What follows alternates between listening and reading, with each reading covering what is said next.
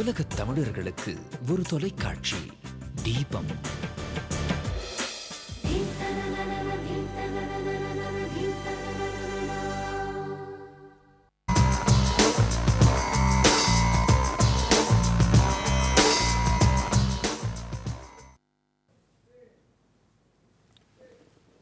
நேர்கள் அனைவருக்கும் அன்பான வணக்கம். இன்னும் ஒரு சிறப்பு நிகழ்ச்சியில் தீபம் தொலைக்காட்சி ஊடாக உங்கள் அனைவரையும் சந்திப்பதில் மகிழ்ச்சி அடைகிறோம். சமகால அரசியல் நிலவரம் இன்று எங்களுடைய அரசியலில் இருக்கக்கூடிய முக்கிய விடயங்கள் பற்றி இன்றைய நிகழ்ச்சியில் நாங்கள் பேச காத்திருக்கிறோம். எங்களோடு 2 பேர் இந்த நிகழ்ச்சியில் இணைந்து கொண்டிருக்கின்றார்கள். ஒருவர் ஏற்கனவே உங்களுக்கு பல நிகழ்ச்சிகளின் ஊடாக பல வேலை திட்டங்கள் ஊடாக நன்கு அறிமுகமாகி இருக்கிற ஆய்வாளர் B.A. காதர் அவர்கள், உங்களை நாங்கள் வரவேற்கிறோம். வணக்கம். முதலில் வணக்கம் தினேஷ். அதே போன்று மறுமுனையில் மே 17 இயக்கத்தினுடைய ஒருங்கிணைப்பாளராக தமிழகத்தில் தொடர்ச்சியாக பணிகளை மேற்கொண்டு வருகிற தோழர் திருமுருகன் காந்தி எங்களோடு இணைந்து கொண்டிருக்கின்றார். நேற்று கூட சென்னை மெரினா கடற்கரையில் முள்ளிவாய்க்கால் நினைவு தொடர்பாக மிகப்பெரிய ஒரு நிகழ்ச்சி அங்கே இடம்பெற்றிருந்தது.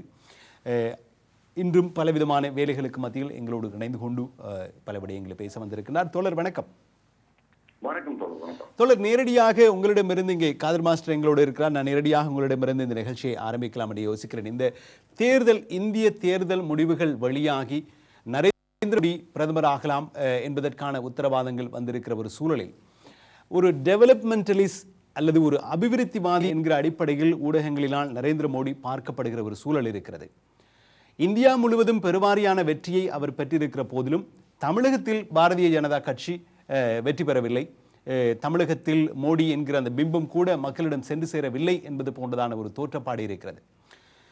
நீங்களும் கூட இந்த விடயங்களில் எல்லாம் பரவலாக அரசியல் செயற்பாடுகளை மேற்கொண்டு வந்தவர். தமிழகத்தில் இந்தியா முழுவதும் பரபரப்பாக நிலையில் வெற்றி பெற்றிருக்கின்ற மோடி தமிழகத்தில்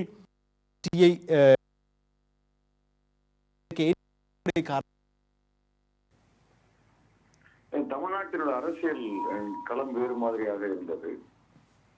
அவர்கள் தேசிய அளவிலான முடிவுகளை மாநில கட்சிகளின் ஊடாக அவர்கள் நிறைவேற்ற பழகி கொண்டிருக்கிறார்கள் என்றுதான் பார்க்க முடியும்.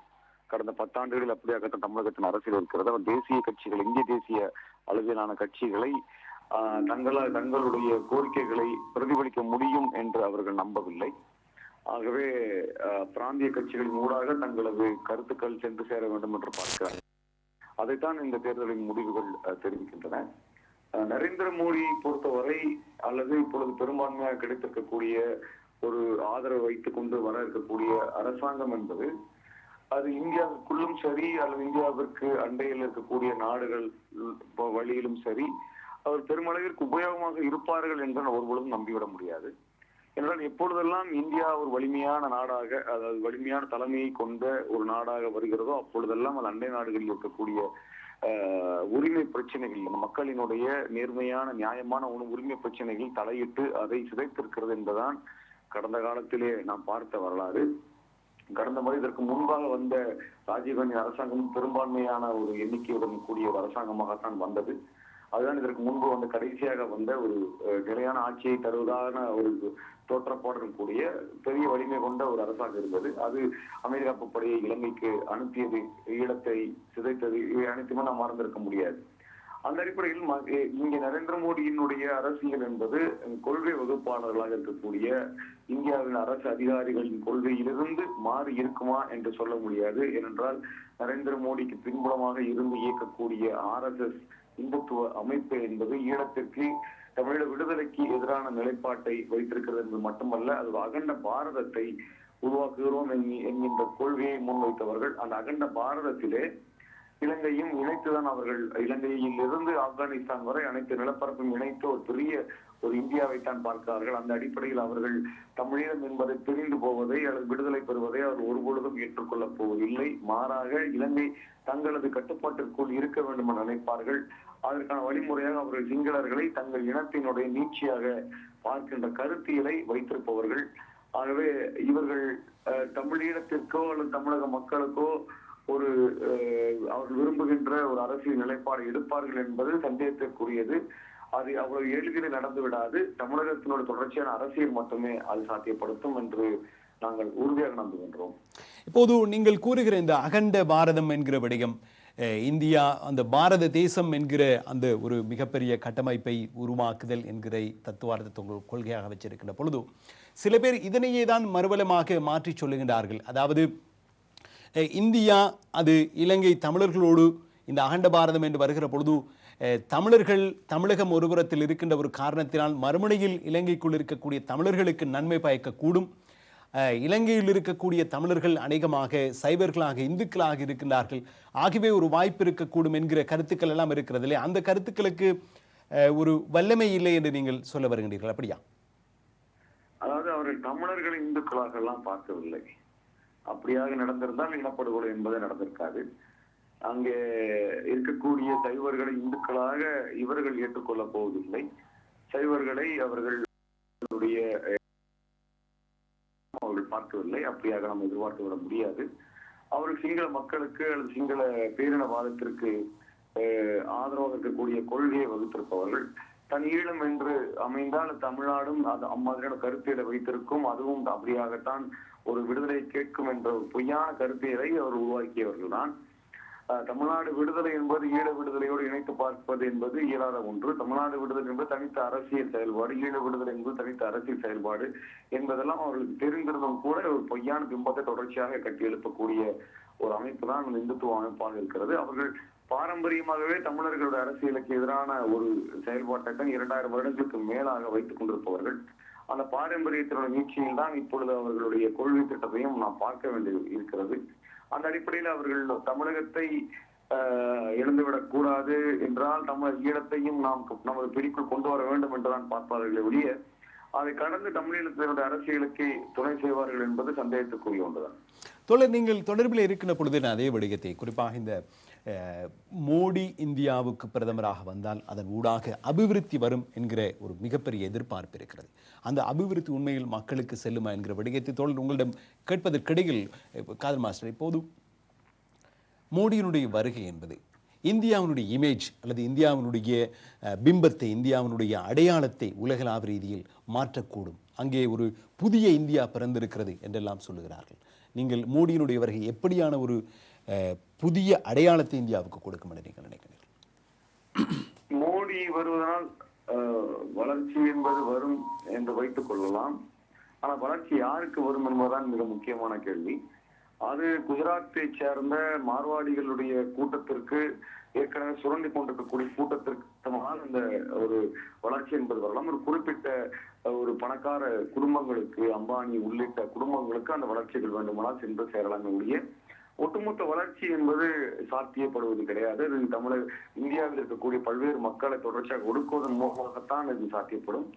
அவர்கள் செய்யக்கூடிய அந்த ஒடுக்குமுறை என்பது விவசாயிகள், பழங்குடிகள் உள்ளிட்ட ஏழை எளியவர்கள் உள்ளிட்டவர்களுடைய நிலங்களை பிடுங்குவதும், அவர் வாழ்வாதாரத்தை அளிப்பதும், அவர்கள் பொருளாதாரத்தை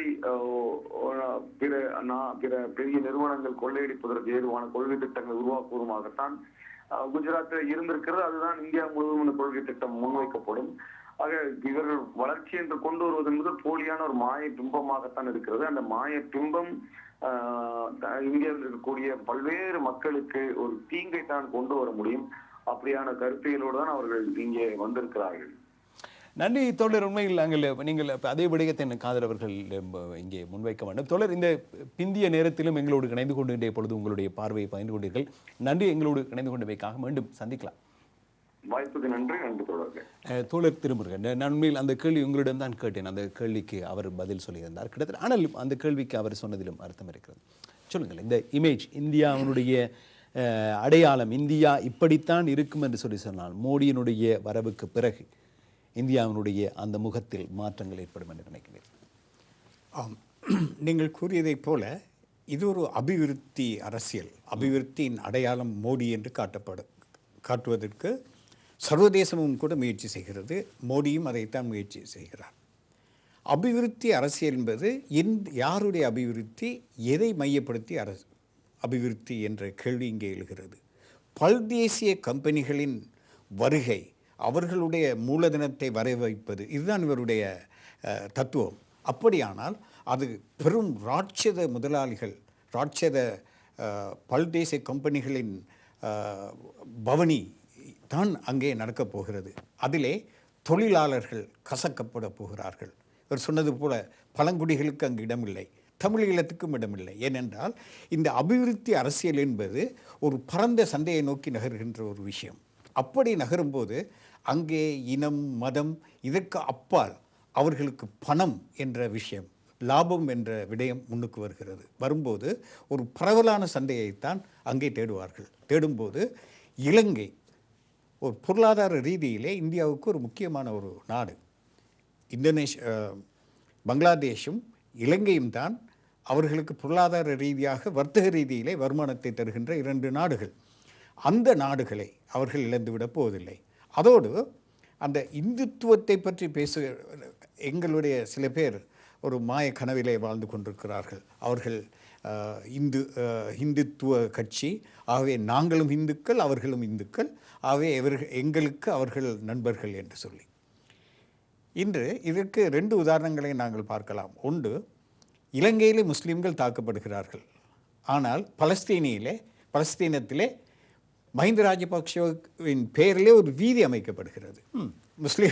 முஸ்லீம் நாடுகள், பாகிஸ்தான், ஈரான், இவையெல்லாம் இலங்கையோடு நிற்கின்றன. அவை இவர்கள் இந்த மதம், இனம் எல்லாம் பொருளாதார நலன்களுக்கு உட்பட்டவை தான். இதில் இன்னொரு முக்கியமான விடயம், இதுவரை தொடாத ஒரு விடயத்தை நாங்கள் பார்க்க வேண்டும். இந்த இந்துத்துவத்தின் எதிர்முனையிலே நிற்பது இஸ்லாமியம். அவர்களுடைய எதிரிகள் இஸ்லாமியர்கள் என்று காட்டப்படுகிறது. அவர்களுடைய எதிரிகள் பௌத்தர்கள் அல்ல. ஒரு சிறிய உதாரணத்தை நான் சொல்கிறேன். நான் இந்திய அரசுக்கான ஒரு மகஜரை நான் தயாரித்து கொண்டிருக்கும் போது இந்திய விவகாரத்தில் அனுபவம் உள்ள ஒருவர் சொன்னார். நான் அதிலே ஒரு சொற்பதத்தை குறிப்பிட்டேன். பௌத்த தாலிபான் அரசு என்று சொல்லி குறிப்பிட்டேன், இலங்கை அரசை. அவர் சொன்னார், அந்த பௌத்தம் என்பதை எடுத்து விடுங்கள். ஏனென்றால் பௌத்தம் என்றால் அங்கே சில பிரச்சனைகள் இருக்கிறது. இந்த பாரதிய ஜனதா கட்சியில் இருக்கின்ற பல பேர் பௌத்தர்களாக இருக்கிறார்கள். பௌத்தத்தோடு அவர்களுக்கு எந்த முரண்பாடும் கிடையாது. ஆகவே பௌத்தத்தை விட்டுவிட்டு சிங்களத்தை மட்டும் தூக்கிப்பிடிங்கள் என்று சொன்னார். இதுதான் நிலைமை. அவர்களுக்கு பௌத்தம் எதிரி அல்ல. ஆகவே மஹிந்த ராஜபக்ஷ எதிரி அல்ல. அவர்களை பொறுத்தளவிலே அந்த பொருளாதார அந்த அபிவிருத்தி அரசியலிலே எந்த அளவுக்கு அவர்கள் ஆதாயமுடையவர்களாக இருப்பார்களோ அந்த அளவுக்கு அவர்களோடு கைகோர்ப்பார்கள்.